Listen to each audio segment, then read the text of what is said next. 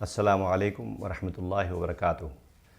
ان الحمد للہ نحمدہ ونستعینہ اللہم صلی علی محمد وعلی آل محمد کما صلیت علی ابراہیم وعلی آل ابراہیم انک حمید مجید۔ اللہم بارک علی محمد وعلی آل محمد کما بارکت علی ابراہیم وعلی آل ابراہیم انک حمید مجید۔ محترم حضرات، خیر مقدم ہے آپ کا رمضان کے احکام و مسائل سیکھنے کے اس کورس میں۔ آج ہم سیکھیں گے وہ امور جو روزے کی حالت میں ناجائز ہیں، الاشیاء التی لا یجوز فعلها فی الصوم۔ روزے میں غیبت کرنا، جھوٹ بولنا، گالی دینا، لڑائی جھگڑا کرنا روزے کی حالت میں بدرجہ اولی ناجائز ہے۔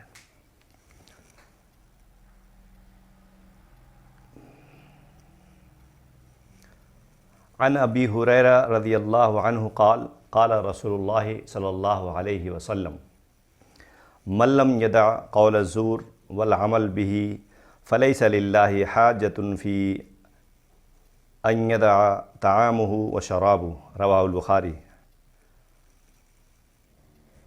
حضرت ابو ہریرہ رضی اللہ عنہ سے روایت ہے کہ رسول اللہ صلی اللہ علیہ وسلم نے فرمایا، جو شخص روزہ رکھ کر جھوٹ بولنا اور اس پر عمل کرنا ترک نہ کرے تو اللہ تعالیٰ کو اس بات کی کوئی حاجت نہیں ہے کہ وہ کھانا پینا چھوڑ دے۔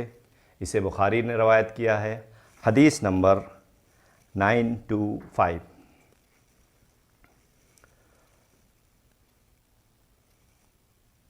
عن ابی ہریرہ رضی اللہ عنہ قال قال رسول اللہ صلی اللہ علیہ وسلم الصیام جنۃ واذا کان یوم صوم احدکم فلا یرفث ولا یسخب فإن صابت احد او قاتلہ فلیقتل ان امرأۃ صائم، رواہ البخاری۔ حضرت ابو ہریرہ رضی اللہ عنہ سے روایت ہے کہ رسول اللہ صلی اللہ علیہ وسلم نے فرمایا، روزہ ڈھال ہے، لہذا جب کوئی روزہ رکھے تو فحش باتیں نہ کرے، بیہودہ پن نہ دکھائے۔ اگر کوئی دوسرا شخص روزہ دار سے گالی گلوچ کرے یا جھگڑے تو روزہ دار کہہ دے، بھائی میں روزے سے ہوں، تمہاری باتوں کا جواب نہیں دوں گا۔ اسے بخاری نے روایت کیا ہے۔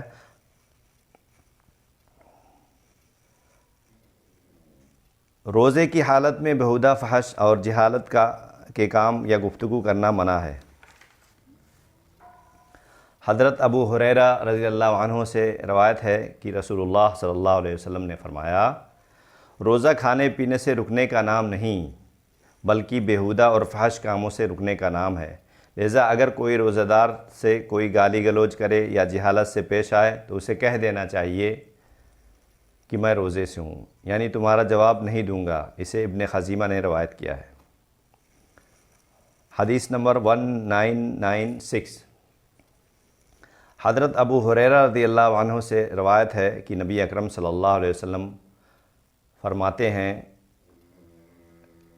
نبی اکرم صلی اللہ علیہ وسلم سے روایت کرتے ہیں کہ روزہ کی حالت میں کوئی کسی کو گالی نہ دے، اور اگر دوسرا تمہیں گالی دے تو اسے کہہ دو میں روزے سے ہوں، اگر کھڑے ہو تو بیٹھ جاؤ۔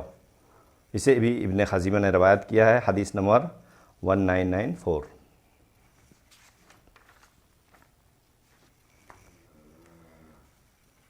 روزے کو فاسد کرنے والے امور یا روزے کو توڑنے والے امور۔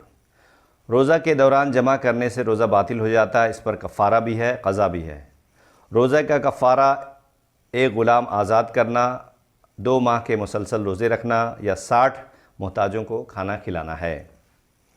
حضرت ابو ہریرہ رضی اللہ عنہ سے روایت ہے کہ ہم نبی اکرم صلی اللہ علیہ وسلم کے پاس بیٹھے تھے کہ ایک صحابی آئے اور کہنے لگے، یا رسول اللہ صلی اللہ علیہ وسلم میں ہلاک ہو گیا۔ نبی اکرم صلی اللہ علیہ وسلم نے پوچھا، کیا بات ہے؟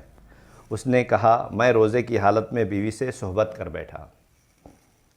رسول اللہ صلی اللہ علیہ وسلم نے پوچھا، کیا تو ایک غلام آزاد کر سکتا ہے؟ اس نے کہا نہیں۔ نبی اکرم صلی اللہ علیہ وسلم نے پھر دریافت کیا، کیا تو 2 ماہ کے مسلسل روزے رکھ سکتا ہے؟ اس نے عرض کیا نہیں۔ نبی اکرم صلی اللہ علیہ وسلم نے پھر پوچھا، کیا 60 مسکینوں کو کھانا کھلا سکتا ہے؟ اس نے عرض کیا نہیں۔ نبی اکرم صلی اللہ علیہ وسلم نے فرمایا اچھا بیٹھ جا۔ نبی اکرم صلی اللہ علیہ وسلم تھوڑی دیر رکے۔ ہم ابھی اسی حالت میں بیٹھے تھے کہ حضور صلی اللہ علیہ وسلم کی خدمت میں ایک کھجوروں کا عرق لایا گیا۔ عرق بڑے ٹکرے کو کہا جاتا ہے۔ نبی اکرم صلی اللہ علیہ وسلم نے فرمایا مسئلہ پوچھنے والا کہاں ہے؟ اس نے کہا میں حاضر ہوں۔ نبی کریم صلی اللہ علیہ وسلم نے فرمایا یہ کھجوریں لے جا اور صدقہ کر دے۔ اس نے عرض کیا یا رسول اللہ صلی اللہ علیہ وسلم کیا صدقہ میں اپنے سے زیادہ محتاج لوگوں کے دوں؟ واللہ مدینہ کی ساری آبادی میں کوئی گھر میرے گھر سے زیادہ محتاج نہیں۔ رسول اللہ صلی اللہ علیہ وسلم ہنس دیے، یہاں تک کہ نبی اکرم صلی اللہ علیہ وسلم کی داڑھیں نظر آنے لگیں۔ نبی کریم صلی اللہ علیہ وسلم نے فرمایا اچھا جاؤ اپنے گھر والوں کو ہی کھلا دو۔ اسے بخاری اور مسلم نے روایت کیا ہے۔